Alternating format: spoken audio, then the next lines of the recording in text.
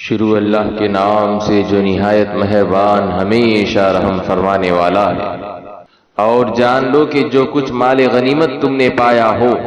تو اس کا 5واں حصہ اللہ کے لیے اور رسول اللہ صلی اللہ علیہ وسلم کے لیے اور رسول اللہ صلی اللہ علیہ وسلم کے قرابت داروں کے لیے ہے، اور یتیموں اور محتاجوں اور مسافروں کے لیے ہے۔ اگر تم اللہ پر اور اس وحی پر ایمان لائے ہو جو ہم نے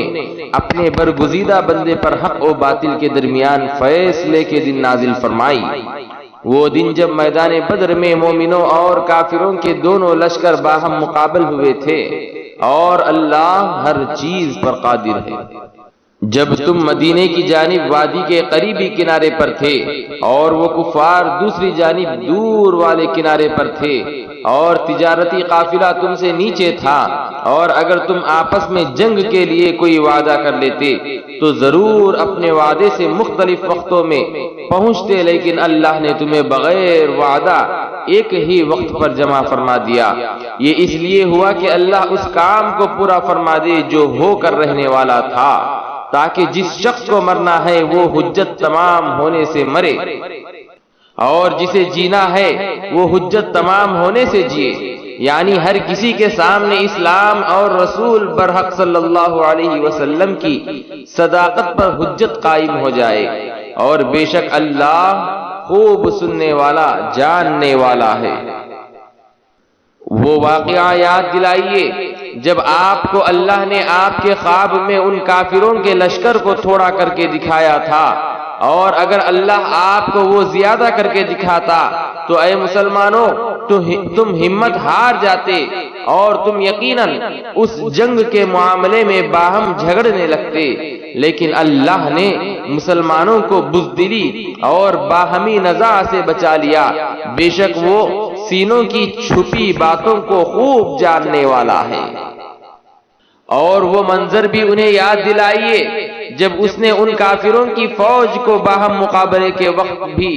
محض تمہاری آنکھوں میں تمہیں تھوڑا کر کے دکھایا، اور تمہیں ان کی آنکھوں میں تھوڑا دکھلایا تاکہ دونوں لشکر لڑائی میں مستعد رہے۔ یہ اس لیے کہ اللہ اس بھرپور جنگ کے نتیجے میں کفار کی شکست فاش کے امر کو پورا کر دے جو عند اللہ مقرر ہو چکا تھا، اور بالآخر اللہ ہی کی طرف تمام کام لوٹائے جاتے ہیں۔ اے ایمان والو، جب دشمن کی کسی فوج سے تمہارا مقابلہ ہو تو ثابت قدم رہا کرو، اور اللہ کو کثرت سے یاد کیا کرو تاکہ تم فلاح پا جاؤ، اور اللہ اور اس کے رسول صلی اللہ علیہ وسلم کی اطاعت کرو، اور آپس میں جھگڑا مت کرو، ورنہ متفرق اور کمزور ہو کر بزدل ہو جاؤ گے، اور دشمنوں کے سامنے تمہاری ہوا یعنی قوت اکھڑ جائے گی۔ اور صبر کرو، بے شک اللہ صبر کرنے والوں کے ساتھ ہے۔ اور ایسے لوگوں کی طرف نہ ہو جاؤ جو اپنے گھروں سے اتراتے ہوئے اور لوگوں کو دکھلاتے ہوئے نکلتے تھے، اور جو لوگوں کو اللہ کی راہ سے روکتے ہیں، اور اللہ ان کاموں کو جو وہ کر رہے ہیں اپنے علم و قدرت کے ساتھ احاطہ کیے ہوئے ہیں۔ اور جب شیطان نے ان کافروں کے لیے ان کے اعمال خوشنما کر دکھائے اور اس نے ان سے کہا آج لوگوں میں سے کوئی تم پر غالب نہیں ہو سکتا، اور بے شک میں تمہیں پناہ دینے والا مددگار ہوں، پھر جب دونوں فوجوں نے ایک دوسرے کو مقابل دیکھ لیا تو وہ الٹے پاؤں بھاگ گیا اور کہنے لگا بے شک میں تم سے بیزار ہوں، یقیناً میں وہ کچھ دیکھ رہا ہوں جو تم نہیں دیکھتے، بے شک میں اللہ سے ڈرتا ہوں اور اللہ سخت عذاب دینے والا ہے۔ اور وہ وقت بھی یاد کرو جب منافقین اور وہ لوگ جن کے دل میں کفر کی بیماری ہے کہہ رہے تھے کہ ان مسلمانوں کو ان کے دین نے بڑا مغرور کر رکھا ہے،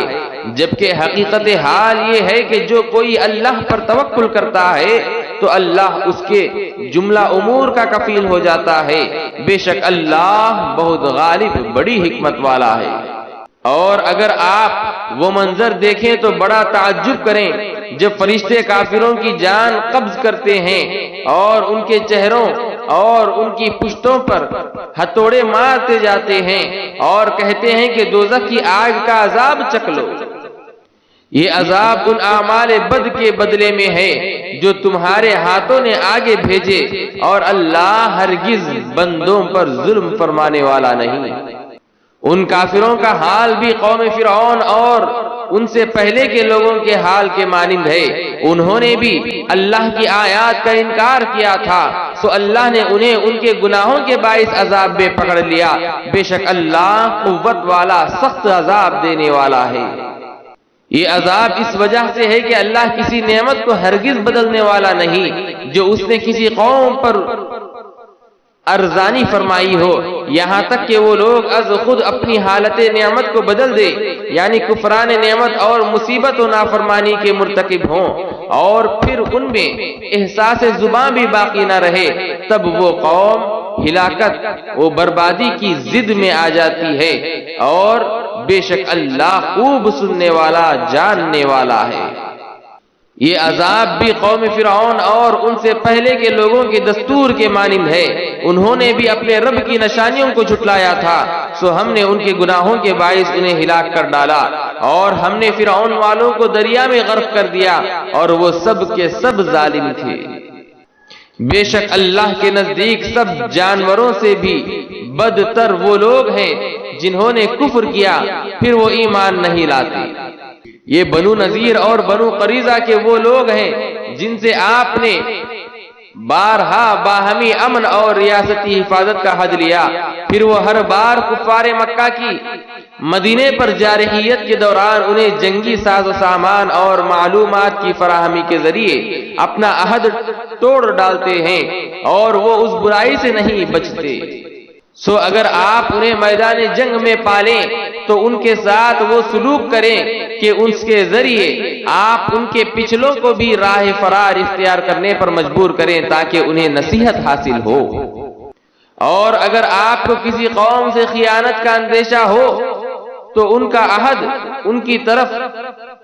برابری کی بنیاد پر پھینک دے، بے شک اللہ دغا بازوں کو پسند نہیں کرتا۔ اور کافر لوگ اس گمان میں ہرگز نہ رہیں کہ وہ سبقت لے گئے یا وہ منشائے عزتی پر غالب آ گئے، بے شک اللہ کی طاقت کو شکست نہیں دے سکتے۔ اے مسلمانوں، ان کے مقابلے کے لیے تم سے جس قدر ہو سکے ہتھیاروں اور آلات جنگ کی قوت مہیا رکھو، اور بندھے ہوئے گھوڑوں کی کھیپ بھی اس دفاعی تیاری سے تم اللہ کے دشمن اور اپنے دشمن کو اپنے اوپر حملہ آور ہونے سے ڈراتے رہو، اور ان کے سوا دوسروں کو بھی جن کی چھپی دشمنی کو تم نہیں جانتے، اللہ انہیں جانتا ہے، اور تم جو کچھ بھی اپنے دفاع کی خاطر اللہ کی راہ میں خرچ کرو گے تمہیں اس کا پورا پورا بدلہ دیا جائے گا، اور تم سے ناانصافی نہ کی جائے گی۔ اور اگر تمہارے ساتھ نبرد آزما اور کفار صلح وہ آتشی کے لیے جھکیں تو آپ بھی اس کی طرف مائل ہو جائیں، اور اللہ پر بھروسہ رکھیں، بے شک اللہ خوب سننے والا، خوب جاننے والا ہے۔ اور اگر وہ چاہیں کہ آپ کو دھوکہ دیں تو بے شک آپ کے لیے اللہ کافی ہے، وہی ہے جس نے آپ کو براہ راست اپنی مدد کے ذریعے اور اہل ایمان کے ذریعے طاقت بخشی جو آپ کی پیروی کرتے ہیں، اور اسی نے ان مسلمانوں کے دلوں میں باہمی الفت پیدا فرما دی۔ اگر آپ وہ سب کچھ جو زمین میں ہے خرچ کر ڈالتے تو ان تمام مادی وسائل سے بھی آپ ان کے دلوں میں یہ الفت پیدا نہ کر سکتے، لیکن اللہ نے ان کے درمیان ایک روحانی رشتے سے محبت پیدا فرما دی، بے شک وہ بڑی حکمت اور بڑے غلبے والا ہے۔ اے نبی معظم صلی اللہ علیہ وسلم، آپ کے لیے اللہ کافی ہے، اور وہ مسلمان جنہوں نے آپ کی پیروی اختیار کر لی۔ اے نبی مکرم صلی اللہ علیہ وسلم، آپ ایمان والوں کو ظلم اور جبر و بربریت جاری رکھنے والوں کے خلاف جہاد کی ترغیب دیں۔ اگر تم میں سے جنگ میں 20 ثابت قدم رہنے والے ہوں تو وہ 200 جنگجو کفار پر غالب آ جائیں گے، اور اگر تم میں سے 100 ثابت قدم ہوں گے تو جارح کافروں میں سے 1000 پر غالب آئیں گے، اس وجہ سے کہ وہ الوہی رازوں کی سمجھ نہیں رکھتے۔ اب اللہ نے تم سے اپنے حکم کا بوجھ ہلکا کر دیا، اسے معلوم ہے کہ تم میں کسی قدر کمزوری ہے، سو اب تخفیف کے بعد حکم یہ ہے کہ اگر تم میں سے 100 آدمی ثابت قدم رہنے والے ہوں تو وہ 200 کفار پر غالب آئیں گے، اور اگر تم میں سے 1000 ہوں تو وہ اللہ کے حکم سے 2000 کافروں پر غالب آئیں گے، اور اللہ صبر کرنے والوں کے ساتھ ہے۔ یہ مومنوں کے لیے ہدف ہے کہ میدان جہاد میں ان کے جذبہ ایمانی کا اثر کم سے کم یہ ہونا چاہیے۔ کسی نبی کو یہ سزاوار نہیں کہ اس کے لیے کافر قیدی ہوں جب تک کہ وہ زمین میں ان فتنہ پروری اور دہشت گرد محاربین کا اچھی طرح خون نہ بہا لے۔ تم لوگ دنیا کا مال و اسباب چاہتے ہو اور اللہ آخرت کی بھلائی چاہتا ہے، اور اللہ خوب غالب حکمت والا ہے۔ اگر اللہ کی طرف سے پہلے ہی معافی کا حکم لکھا ہوا نہ تھا تو یقیناً تم کو اس مال فدیہ کے بارے میں جو تم نے بدر کے قیدیوں سے حاصل کیا تھا بڑا عذاب پہنچتا، سو تم ان میں سے کھاؤ جو حلال پاکیزہ مال غنیمت تم نے پایا ہے، اور اللہ سے ڈرتے رہو، بے شک اللہ بڑا بخشنے والا نہایت مہربان ہے۔ اے نبی، آپ ان سے جو آپ کے ہاتھوں میں قیدی ہیں فرما دیجئے اگر اللہ نے تمہارے دلوں میں بھلائی جان لی تو تمہیں اس مال سے بہتر عطا فرمائے گا جو فدیے میں تم سے لیا جا چکا ہے، اور تمہیں بخش دے گا، اور اللہ بڑا بخشنے والا نہایت مہربان ہے۔ اور اے محبوب، اگر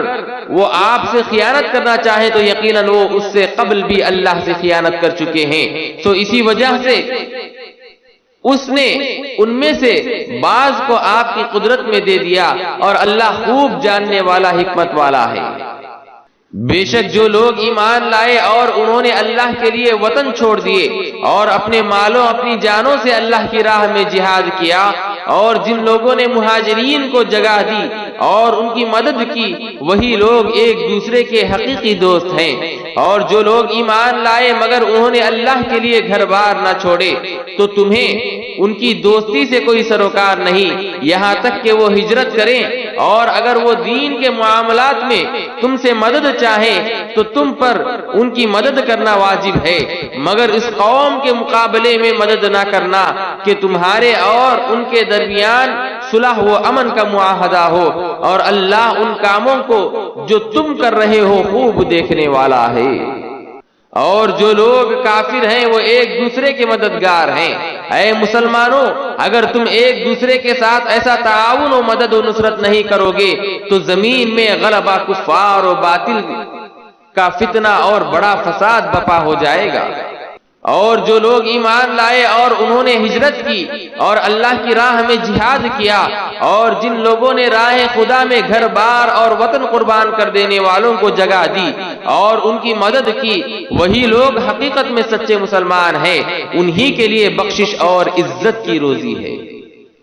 اور جو لوگ اس کے بعد ایمان لائے اور انہوں نے راہ حق میں قربانی دیتے ہوئے گھر بار چھوڑ دیے اور عدل و انصاف اور امن و سلامتی کی نوزائیدہ نظام کو متزلزل کرنے سے اور حملہ آور اور جارح دشمنوں کے خلاف تمہارے ساتھ مل کر دفاعی جہاد کیا تو وہ لوگ بھی تم ہی میں سے ہیں، اور اللہ کی کتاب میں رشتہ دار صلہ رحمی اور وراثت کے لحاظ سے ایک دوسرے کے زیادہ حقدار ہیں۔ بے شک اللہ ہر چیز کو خوب جاننے والا ہے۔ اللہ اور اس کے رسول صلی اللہ علیہ وسلم کی طرف سے بیزاری و دستبرداری کا اعلان ہے ان مشرک لوگوں کی طرف جن سے تم نے صلح و امن کا معاہدہ کیا تھا، لیکن انہوں نے معاہدہ توڑتے ہوئے حالت جنگ کو پھر بحال کر دیا۔ پس اے مشرکو،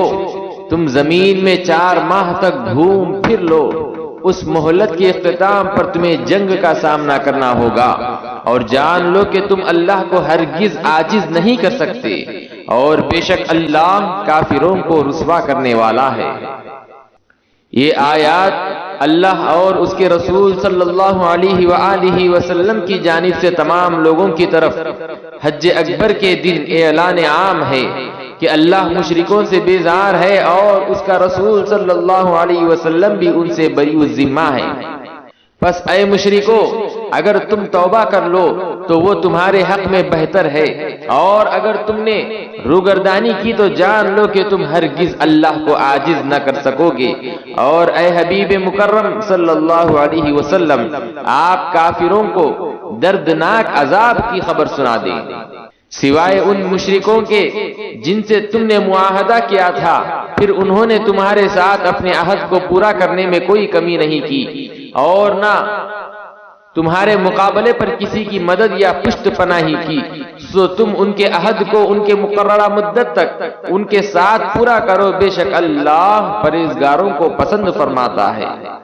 پھر جب حرمت والے مہینے گزر جائیں تو تم حسب اعلان جن مشرکوں نے تمہارے خلاف پہلے ہی سے جنگ شروع کر دی ہے، میدان جنگ میں ان کو جہاں کہیں پاؤ قتل کر دو، یا انہیں گرفتار کر لو اور انہیں قید کر دو، اور انہیں پکڑنے اور گھیرنے کے لیے ہر گھات کی جگہ ان کی طاق میں بیٹھو۔ بس اگر وہ قیدی بنا لیے جانے کے بعد توبہ کر لیں اور نماز قائم کرے اور زکوٰۃ ادا کرنے لگیں تو انہیں قید سے رہائی دیتے ہوئے ان کا راستہ چھوڑ دو، کیونکہ اس صورت میں بھی معاہدہ امن کی طرف جنگ کا جواز ختم ہو جائے گا۔ بے شک اللہ بڑا بخشنے والا نہایت مہربان ہے۔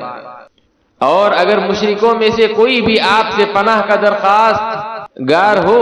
تو اسے پناہ دے دیں، تاکہ وہ اللہ کا کلام سنے، پھر آپ اسے اس کی جائے امن تک پہنچا دیں، یہ اس لیے کہ وہ لوگ حق کا علم نہیں رکھتے۔ بھلا مشرکوں کے لیے اللہ کے ہاں اور اس کے رسول صلی اللہ علیہ وسلم کے پاس کوئی عہد کیوں کر ہو سکتا ہے، سوائے ان لوگوں کے جن سے تم نے مسجد حرام کے پاس حدیبیہ میں معاہدہ کیا ہے، سو جب تک وہ تمہارے ساتھ عہد پر قائم رہیں تم ان کے ساتھ قائم رہو، بے شک اللہ پرہیزگاروں کو پسند فرماتا ہے۔ بھلا ان سے عہد کی پاسداری کی توقع کیوں کر ہو؟ ان کا حال تو یہ ہے کہ اگر تم پر غلبہ پا جائیں تو نہ تمہارے حق میں کسی قرابت یا سفارتی ضابطے کا لحاظ کرے اور نہ کسی عہد کا، وہ خوش کن الفاظ بول کر تمہیں اپنے منہ سے تو راضی رکھتے ہیں، جبکہ ان کے دل ان باتوں سے انکار کرتے ہیں اور ان میں سے اکثر نافرمان ہیں۔ انہوں نے آیات الہی کے بدلے دنیاوی مفاد کی تھوڑی سی قیمت حاصل کر لی، پھر اس کے دین کی راہ سے لوگوں کو روکنے لگے، بے شک بہت ہی برا کام ہے جو وہ کرتے رہتے ہیں۔ نہ وہ کسی مسلمان کے حق میں قرابت کا لحاظ کرتے ہیں اور نہ عہد کا، اور وہی لوگ سرکشی میں حد سے بڑھنے والے ہیں۔ پھر بھی اگر وہ توبہ کر لیں اور نماز قائم کریں اور زکوٰۃ ادا کرنے لگیں تو وہ دین میں تمہارے بھائی ہیں، سو تمہیں ایک دوسرے کے درمیان پرامن تعلقات استوار کرنے کے لیے الگ سے کسی معاہدے کی ضرورت نہیں۔ اور ہم اپنی آیتیں ان لوگوں کے لیے تفصیل سے بیان کرتے ہیں جو علم و دانش رکھنے والے ہیں۔ اور اگر وہ تم سے کیے گئے اپنے معاہدے کے بعد اپنے عہد توڑ دے اور معاہدہ امن سے انحراف کر کے قتل عام اور پرتشدد کارروائیوں کے ذریعے حالت جنگ بحال کرنے اور ریاستی امن کے لیے سخت خطرات پیدا کرنے کے ساتھ سر عام تمہارے دین میں طعنہ زنی کریں تو اس صورت میں تم فتنہ و فساد اور دہشت گردی کا امکان ختم کرنے کے لیے محاربت کے ان سرغنوں سے پیشگی دفاعی جنگ کرو۔ بے شک ان کی قسموں کا کوئی اعتبار نہیں ہے، یہ دفاعی اقدام اس لیے کرو کہ وہ اپنی فتنہ پروری سے باز آ جائے۔ کیا تم ایسی دغا باز قوم سے جنگ نہیں کرو گے جنہوں نے اپنی قسمیں توڑ ڈالی، یعنی معاہدہ امن توڑ کر حالت جنگ بحال کر دی اور رسول اللہ صلی اللہ علیہ وسلم کو جلا وطن کرنے کا ارادہ کیا، اور انہوں نے تم سے عہد شکنی اور جنگ کی ابتدا پہلے کی؟ کیا تم ان سے ڈرتے ہو جبکہ اللہ زیادہ حقدار ہے کہ تم اس سے ڈرو، بشرطے کہ تم حقیقی مومن ہو۔ تم ان سے جنگ کرو جنہوں نے حدیبیہ کا معاہدہ امن توڑ کر پھر حالت جنگ کا آغاز کیا۔ اللہ تمہارے ہاتھوں انہیں ان کے عہد شکنی اور امن دشمنی کے باعث عذاب دے گا اور انہیں رسوا کرے گا اور ان سے مقابلہ کرنے پر تمہاری مدد فرمائے گا اور ایمان والوں کے سینوں کو شفا بخشے گا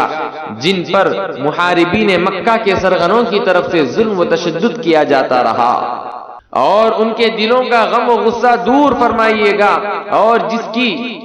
چاہے گا توبہ قبول فرمائے گا، اور اللہ بڑے علم والا بڑی حکمت والا پروردگار ہے۔ کیا تم یہ سمجھتے ہو کہ تم مصائب و مشکلات سے گزرے بغیر یوں ہی چھوڑ دیے جاؤ گے، حالانکہ ابھی اللہ نے ایسے لوگوں کو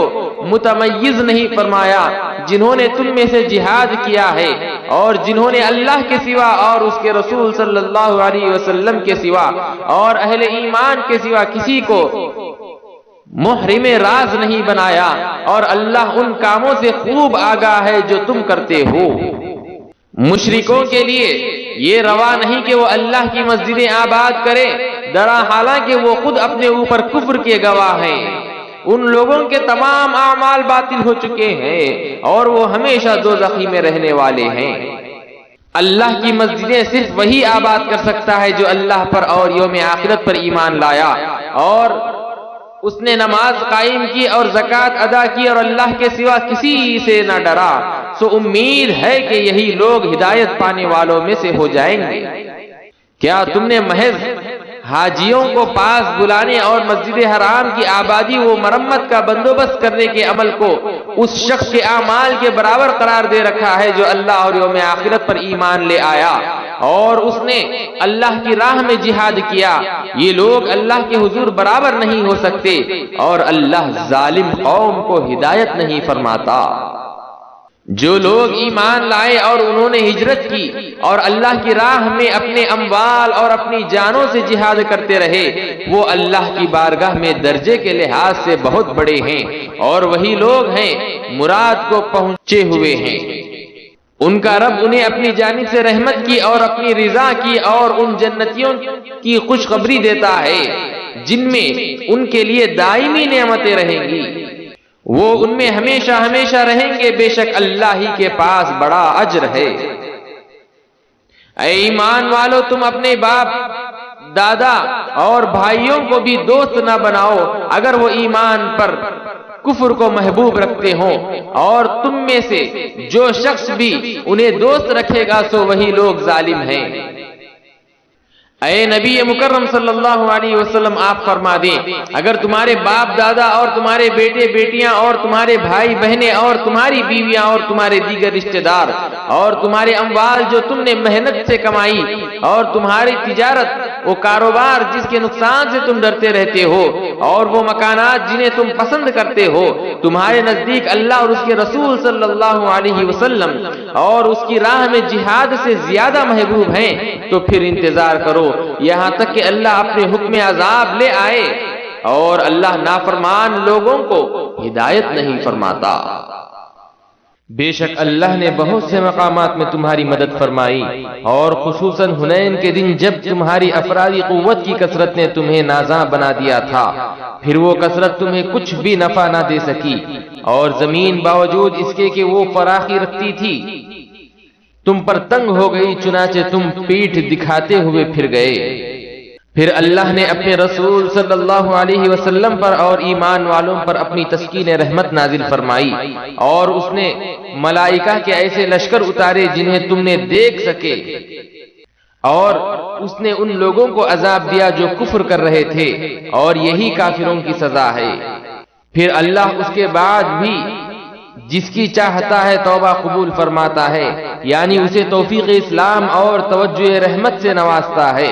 اور اللہ بڑا بخشنے والا نہایت مہربان ہے۔ اے ایمان والو، مشرکین تو سراپا نجاست ہیں، سو وہ اپنے اس سال کے بعد یعنی فتح مکہ کے بعد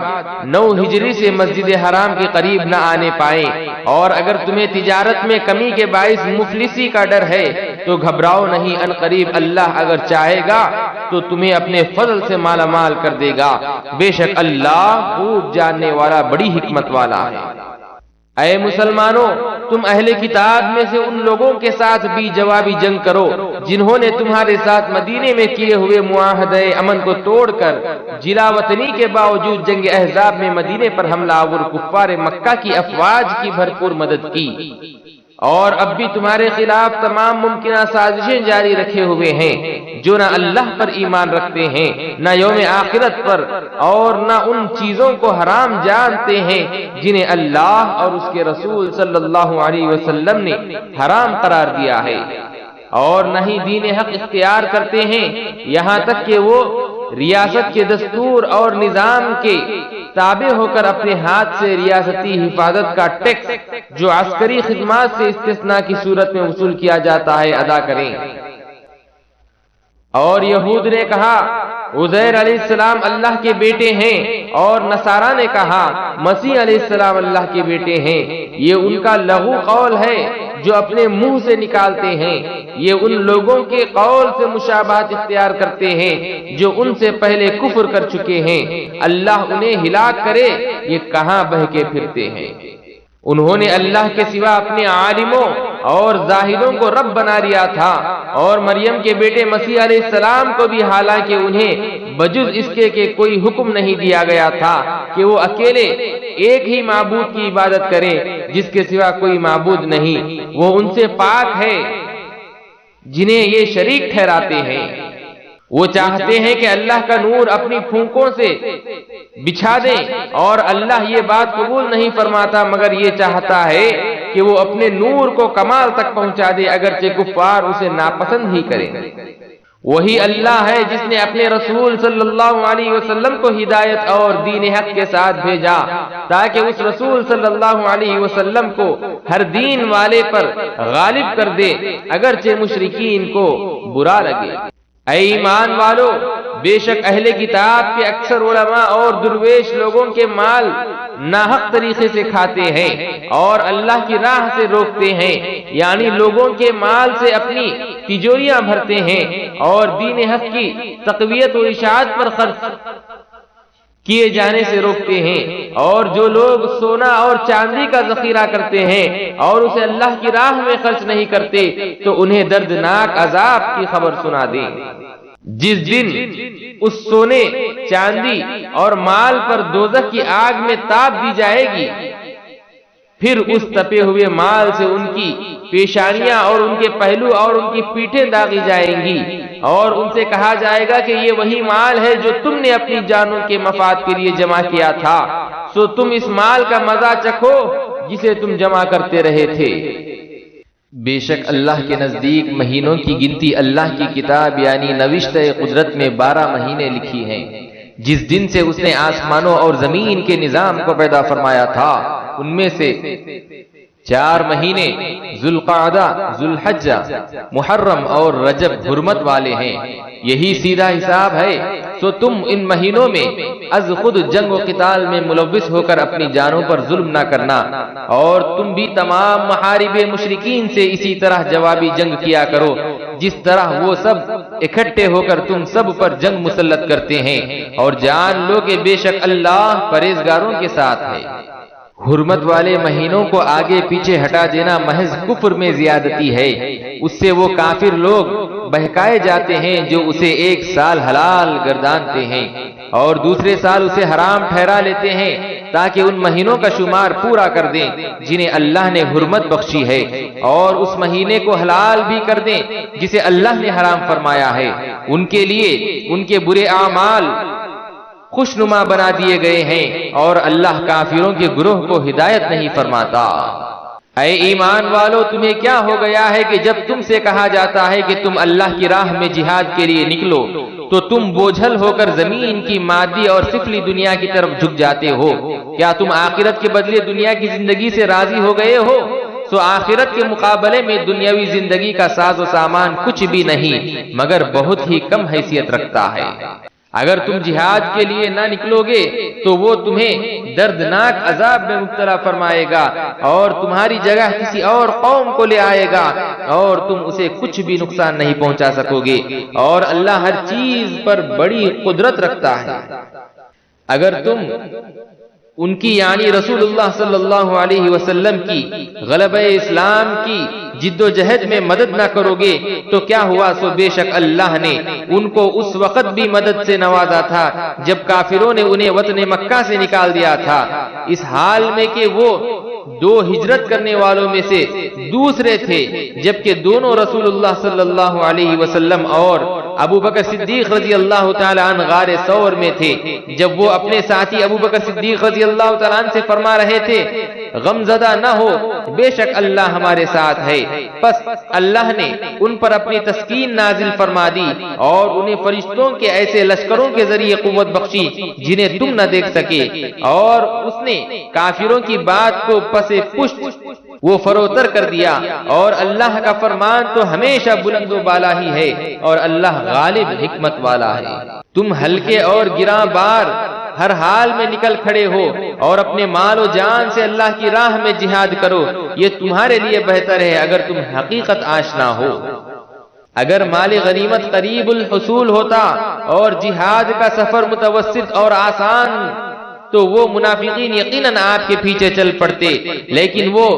پر مشقت مساقت انہیں بہت دور دکھائی دی، اور اب وہ انقریب اللہ کی قسمیں کھائیں گے کہ اگر ہم میں استطاعت ہوتی تو ضرور تمہارے ساتھ نکل کھڑے ہوتے۔ وہ ان جھوٹی باتوں سے اپنے آپ کو مزید ہلاکت میں ڈال رہے ہیں، اور اللہ جانتا ہے کہ وہ واقعی جھوٹے ہیں۔ اللہ آپ کو سلامت اور باعزت و عافیت رکھے۔ آپ نے انہیں رخصت ہی کیوں دی کہ وہ شریک جنگ نہ ہو، یہاں تک کہ وہ لوگ بھی آپ کے لیے ظاہر ہو جاتے جو سچ بول رہے تھے، اور آپ جھوٹ بولنے والوں کو بھی معلوم فرما لیتے۔ وہ لوگ جو اللہ پر اور یوم آخرت پر ایمان رکھتے ہیں آپ سے اس بات کی رخصت طلب نہیں کریں گے کہ وہ اپنے مال و جان سے جہاد نہ کریں، اور اللہ پرہیزگاروں کو خوب جانتا ہے۔ آپ سے جہاد میں شریک نہ ہونے کی رخصت صرف وہی لوگ چاہیں گے جو اللہ پر اور یوم آخرت پر ایمان رکھتے اور ان کے دل شک میں پڑے ہوئے ہیں، تو وہ اپنے شک میں حیران و سرگرداں ہیں۔ اگر انہوں نے واقعی جہاد کے لیے نکلنے کا ارادہ کیا ہوتا تو وہ اس کے لیے کچھ نہ کچھ سامان تو ضرور مہیا کر لیتے، لیکن حقیقت یہ ہے کہ ان کے کذب اور منافقت کے باعث اللہ نے ان کا جہاد کے لیے کھڑے ہونا ہی ناپسند فرمایا، سو اس نے انہیں وہی روک دیا اور ان سے کہہ دیا گیا کہ تم جہاد سے جی چرا کر بیٹھے رہنے والوں کے ساتھ بیٹھے رہو۔ اگر وہ تم میں شامل ہو کر نکل کھڑے ہوتے تو تمہارے لیے محض شر و فساد ہی بڑھاتے اور تمہارے درمیان بگاڑ پیدا کرنے کے لیے دوڑ دھوپ کرتے اور تمہارے اندر فتنہ بپا کرنا چاہتے ہیں، اور تم میں اب بھی ان کے بعض جاسوس موجود ہیں، اور اللہ ظالموں سے خوب واقف ہے۔ در حقیقت وہ پہلے بھی فتنہ پردازی میں کوشاں رہے ہیں اور آپ کے کام الٹ پلٹ کرنے کی تدبیریں کرتے رہے ہیں، یہاں تک کہ حق آ پہنچا اور اللہ کا حکم غالب ہو گیا اور وہ اسے ناپسند ہی کرتے رہے۔ اور ان میں سے وہ شخص بھی ہے جو کہتا ہے کہ آپ مجھے اجازت دے دیجئے کہ میں جہاد پر جانے کے بجائے گھر ٹھہرا رہوں اور مجھے فتنے میں نہ ڈالیے۔ سن لو کہ وہ فتنے میں تو خود ہی گر پڑے ہیں اور بے شک جہنم کافروں کو گھیرے ہوئے ہیں۔ اگر آپ کو کوئی بھلائی یا آسائش پہنچتی ہے تو وہ انہیں بری لگتی ہے، اور اگر آپ کو اے محبوب صلی اللہ علیہ وسلم مصیبت یا تکلیف پہنچتی ہے تو کہتے ہیں کہ ہم نے تو پہلے سے بھی اپنے کام میں احتیاط اختیار کر لیا تھا اور خوشیاں مناتے ہوئے پلٹتے ہیں۔ اے حبیب صلی اللہ علیہ وسلم آپ فرما دیجئے کہ ہمیں ہرگز کچھ نہیں پہنچے گا مگر وہی کچھ جو اللہ نے ہمارے لیے لکھ دیا ہے، وہی ہمارا کارساز ہے، اور اللہ ہی پر ایمان والوں کو بھروسہ کرنا چاہیے۔ آپ فرما دیں کیا تم ہمارے حق میں دو بھلائیوں یعنی فتح اور شہادت میں سے ایک ہی کا انتظار کر رہے ہو کہ ہم شہید ہوتے ہیں یا غازی بن کر لوٹتے ہیں؟ اگر ہم تمہارے حق میں تمہاری منافقت کے باعث اس بات کا انتظار کر رہے ہیں کہ اللہ اپنی بارگاہ سے تمہیں خصوصی عذاب پہنچاتا ہے یا ہمارے ہاتھوں سے، سو تم بھی انتظار کرو، ہم بھی تمہارے ساتھ منتظر ہیں کہ کس کا انتظار نتیجہ خیز ہے۔ فرما دیجئے تم خوشی سے خرچ کرو یا ناخوشی سے، تم سے ہرگز وہ مال قبول نہیں کیا جائے گا، بے شک تم نافرمان لوگ ہو۔ اور ان سے ان کے نفقات یعنی صدقات کو قبول کیے جانے میں کوئی اور چیز انہیں مانع نہیں ہوئی سوائے اس کے کہ وہ اللہ اور اس کے رسول صلی اللہ علیہ وسلم کے منکر ہیں، اور وہ نماز کی ادائیگی کے لیے نہیں آتے مگر کاہلی، وہ بے رغبتی کے ساتھ، اور وہ اللہ کی راہ میں خرچ بھی نہیں کرتے مگر اس حال میں کہ وہ ناخوش ہوتے ہیں۔ سو آپ کو نہ تو ان کے اموال تعجب میں ڈالیں اور نہ ہی ان کی اولاد، بس اللہ تو یہ چاہتا ہے کہ انہیں انہی چیزوں کی وجہ سے دنیاوی زندگی میں عذاب دے اور ان کی جانیں اس حال میں نکلیں کہ وہ کافر ہوں، اور وہ اس قدر بزدل ہیں کہ اللہ کی قسمیں کھاتے ہیں کہ وہ تم ہی میں سے ہیں،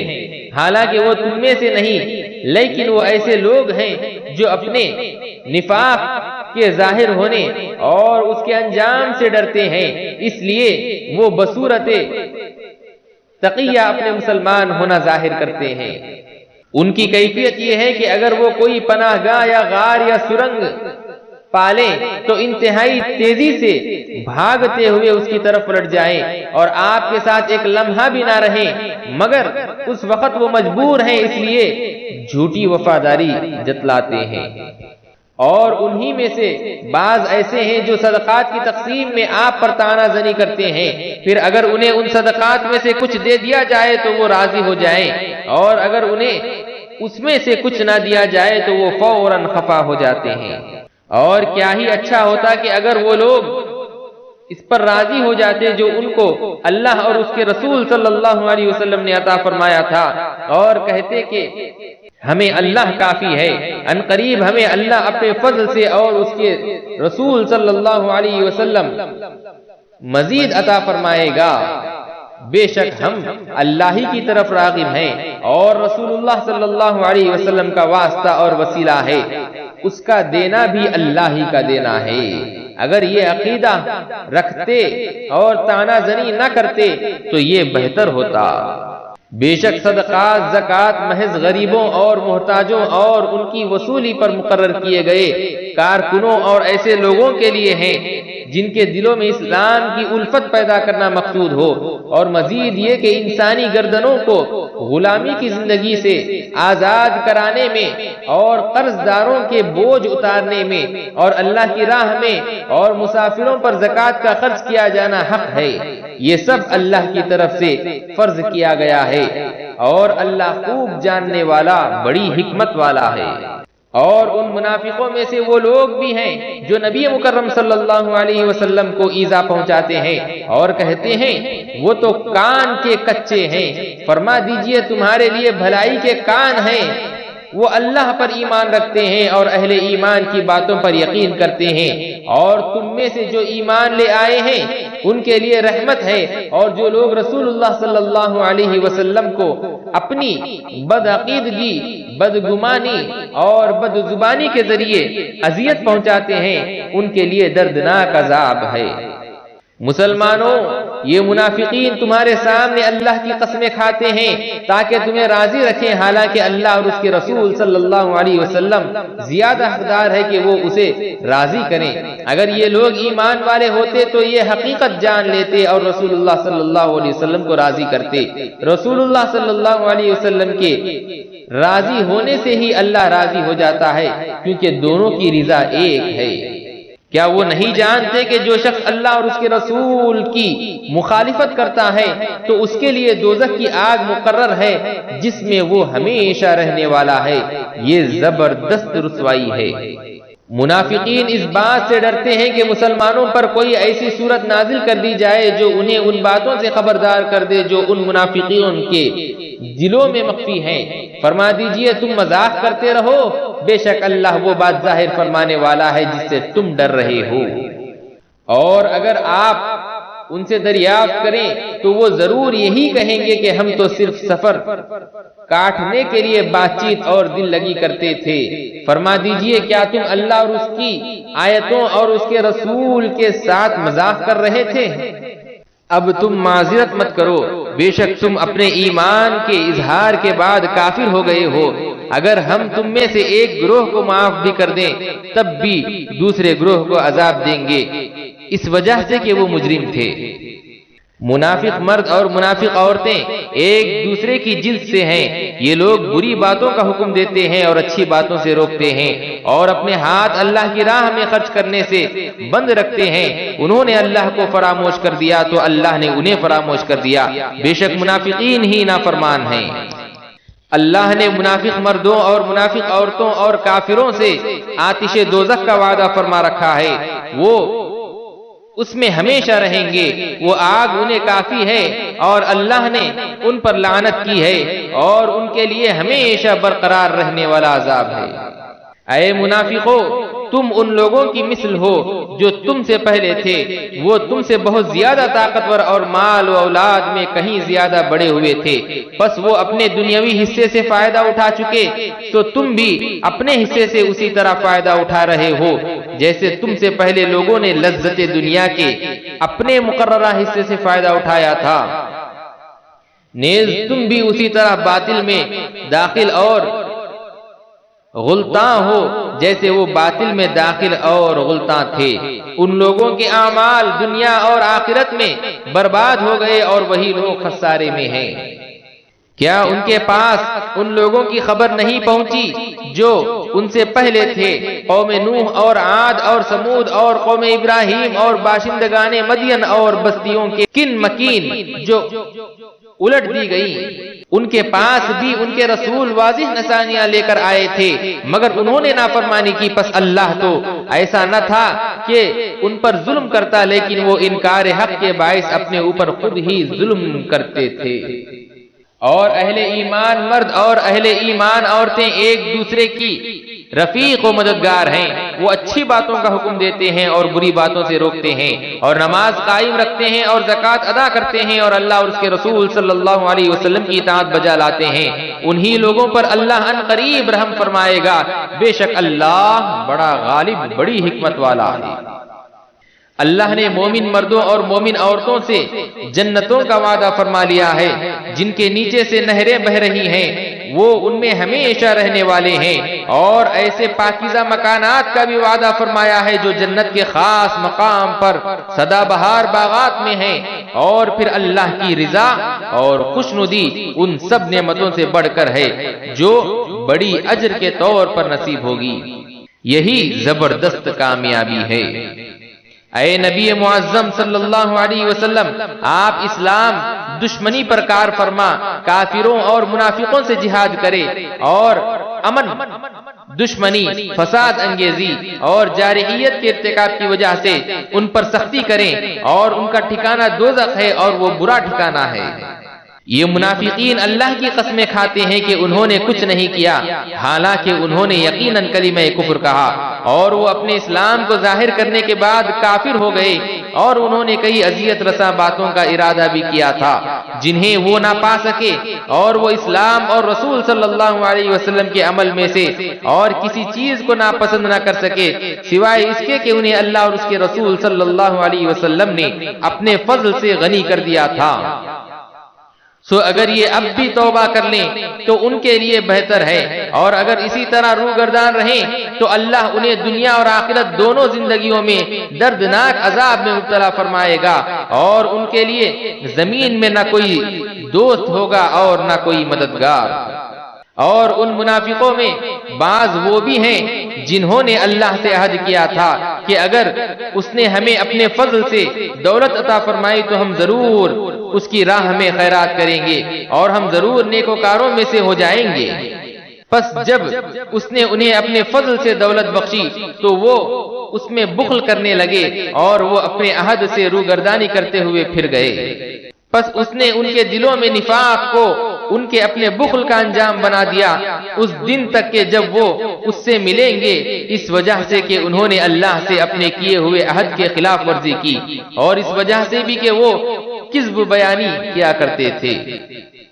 کیا انہیں معلوم نہیں کہ اللہ ان کے بھید اور ان کی سرگوشیاں جانتا ہے، اور یہ کہ اللہ سب غیب کی باتوں کو بہت خوب جاننے والا ہے۔ جو لوگ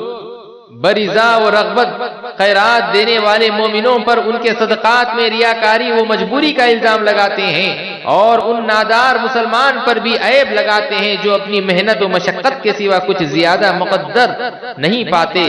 سو یہ ان کے جذبہ انفاق کا بھی مذاق اڑاتے ہیں، اللہ انہیں ان کے تمسخر کی سزا دے گا اور ان کے لیے دردناک عذاب ہے۔ آپ خواہ ان بدبخت، گستاخ اور آپ کی شان میں طعنہ زنی کرنے والے منافقوں کے لیے بخشش طلب کریں یا ان کے لیے بخشش طلب نہ کریں، اگر آپ اپنی طبعی شفقت اور عفو و درگزری کی عادت کریمانہ کے پیش نظر ان کے لیے 70 مرتبہ بھی بخشش طلب کریں تو بھی اللہ انہیں ہرگز نہیں بخشے گا، یہ اس وجہ سے کہ انہوں نے اللہ اور اس کے رسول صلی اللہ علیہ وسلم کے ساتھ کفر کیا ہے، اور اللہ نافرمان قوم کو ہدایت نہیں فرماتا۔ رسول اللہ صلی اللہ علیہ وآلہ وسلم کی مخالفت کے باعث دفاع مدینہ کے لیے جہاد سے پیچھے رہ جانے والے یہ منافق اپنے بیٹھے رہنے پر خوش ہو رہے ہیں اور اس بات کو ناپسند کرتے تھے کہ اپنے مالوں، اپنی جانوں سے اللہ کی راہ میں جہاد کریں، اور کہتے تھے کہ اس گرمی میں نہ نکلو، فرما دیجئے دوزخ کی آگ سب سے زیادہ گرم ہے، اگر وہ سمجھتے ہوتے تو کیا ہی اچھا ہوتا۔ پس انہیں چاہیے کہ تھوڑا ہنسیں اور زیادہ روئیں، کیونکہ آخرت میں انہیں زیادہ رونا ہے، یہ اس کا بدلہ ہے جو وہ کماتے تھے۔ پس اے حبیب، اگر اللہ آپ کو غزوہ تبوک سے فارغ ہونے کے بعد ان منافقوں میں سے کسی گروہ کی طرف دوبارہ واپس لے جائے اور وہ آپ سے آئندہ کسی اور غزوے کے موقع پر جہاد کے لیے نکلنے کی اجازت چاہیں تو ان سے فرما دیجئے گا کہ اب تم میرے ساتھ کبھی بھی ہرگز نہ نکلنا، اور تم میرے ساتھ ہو کر کبھی بھی ہرگز دشمن سے جنگ نہ کرنا، کیونکہ تم پہلی مرتبہ جہاد چھوڑ کر پیچھے بیٹھے رہنے سے خوش ہوئے تھے، تو اب بھی پیچھے بیٹھے رہ جانے والوں کے ساتھ بیٹھے رہو، اور آپ کبھی بھی ان منافقوں میں سے جو کوئی مر جائے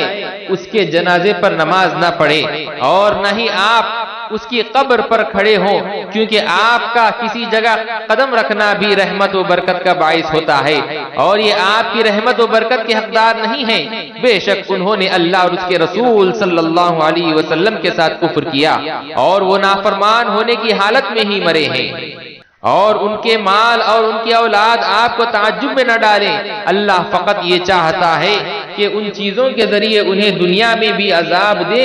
اور ان کی جانیں اس حال میں نکلیں کہ وہ کافر ہی ہوں۔